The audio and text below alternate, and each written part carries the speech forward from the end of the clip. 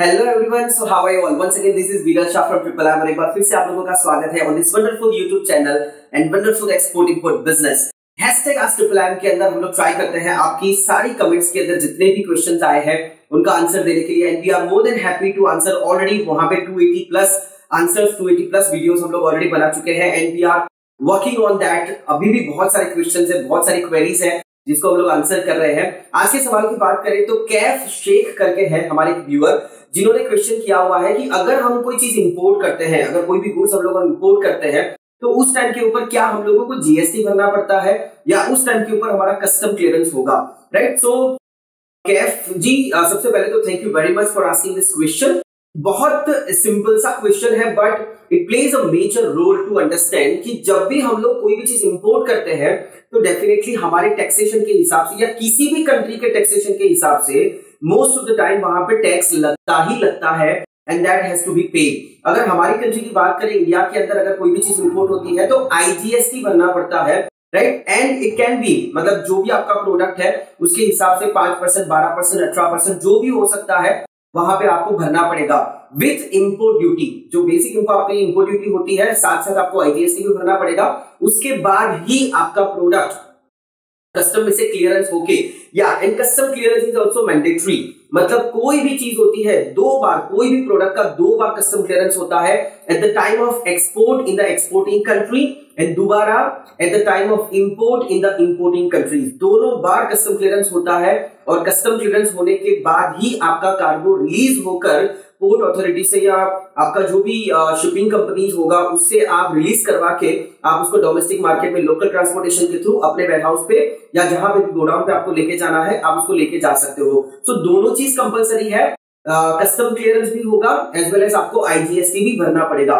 To calculate the landing cost, जब भी हम लोग कोई भी चीज इंपोर्ट करते हैं तो ये समझना बहुत ज्यादा जरूरी है कि मेरी लैंडिंग कॉस्ट कितनी होगी, और वो लैंडिंग कॉस्ट के अंदर आपको import duty as well as ये जो आईजीएसटी होता है वो आपको कैलकुलेट करना पड़ेगा, तभी जाके आपको समझ में आएगा कि मेरा एग्जैक्टली लैंडिंग कॉस्ट कितना बनेगा, राइट? तो ये आप कहां से चेक कर सकते हो कि मेरे प्रोडक्ट के ऊपर मैं जो इंपोर्ट कर रहा हूं वो कौन सी कंट्री से कर रहा हूं, तो उसके ऊपर कितना इंपोर्ट ड्यूटी लगेगा एज वेल एज उसके ऊपर कितना आईजीएसटी लगेगा। ये दोनों चीज अगर आपको चेक करना है तो सीबीआईसी की जो वेबसाइट है, central board of indirect taxes and customs, CBIC की वेबसाइट पे जाइए, वहां पे ड्यूटी कैलकुलेटर दिया हुआ है, कस्टम ड्यूटी कैलकुलेटर दिया हुआ है। वहां पे आप दो चीजें आपको डालनी है, एक एचएस को डालना है और दूसरा आपको डालना है वहां पे आपकी कंट्री, राइट? जहां से आप प्रोडक्ट परचेज कर रहे हो उस कंट्री का नाम आपको वहां पे डालना है, और वहां पे अगर आप कैलकुलेट करोगे तो वहां पे आपको सारा कैलकुलेशन विद ब्रीफ, मतलब पूरा आपको दिखाएगा ब्रेकअप के साथ कि कौन सी चीजों का कितना आपको खर्चा वहां पे लग रहा है। प्लस अगर कोई मैंडेटरी गाइडलाइंस होगी, मैंडेटरी कुछ रूल्स रेगुलेशंस होंगे, कुछ रिपोर्ट्स होंगे, कुछ सर्टिफिकेशंस होंगे, कुछ रजिस्ट्रेशंस होंगे उस प्रोडक्ट को लेकर, तो वो भी उस कैलकुलेशन के नीचे आपको वहां पे दिखाएगा, तो वो ध्यान से पढ़ लीजिएगा।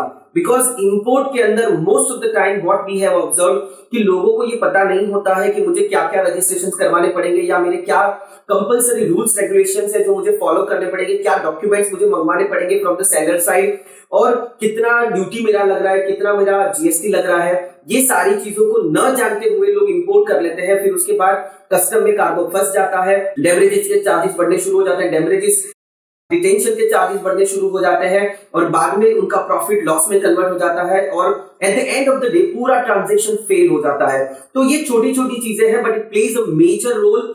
अगर आप उसके ऊपर सही तरीके से ध्यान देते हो, उसको सही तरीके से आइडेंटिफाई कर लेते हो, उसके बाद उसके ऊपर काम करना शुरू करो। एग्जीक्यूशन में तभी जाओ when you are having enough confidence. दो चार जगहों से उसको क्रॉस चेक भी कर लीजिए and then confirm the things and then you can go with your business, right? तो होपफुली कैफ जी आपको अपने क्वेश्चन का आंसर मिल गया होगा, और बाकी के सारे जो व्यूअर्स हैं जो शायद इंपोर्ट को लेकर सोच रहे हैं कि मुझे कोई प्रोडक्ट इंपोर्ट करना है, तो मोस्ट ऑफ द थिंग्स आपको क्लियर हो गई होगी वहां पे, राइट? तो इस तरीके से आगे बढ़िए। आइए हम सब लोग मिलते हैं, हमारे कंट्री का एक्सपोर्ट इंपोर्ट बिजनेस बढ़ाते हैं। मोस्टली हम लोग एक्सपोर्ट के ऊपर ज्यादा फोकस करते हैं। Import obviously government is also targeting export को ज्यादा प्रमोट करती है, but second largest consumer market है इंडिया, तो डेफिनेटली हमारे यहाँ पर भी बहुत सारा इंपोर्ट को लेकर बहुत बड़ी अपॉर्चुनिटीज है। That also business can be done, वो भी किया जा सकता है। जो भी आपकी क्वेरीज है, जो भी डाउट्स है एक्सपोर्ट को लेकर, इंपोर्ट को लेकर, just put up into the comments and we will get back to you with the video on that. So thank you very much for asking this question. और बाकी के सारे व्यूअर्स को भी बहुत बहुत धन्यवाद हमारे इस वीडियोस को, हमारी इस वीडियो सीरीज को इतना सराहना करने के बदल और हमारे वीडियोस को सब्सक्राइब करने के बदल। और आइए हम सब लोग मिलते हैं, एक्सपोर्ट को बढ़ाते हैं और भारत के सुनहरे दिन भारत में वापस लाते हैं। Thank you very much and wish you very best of luck. Thank you.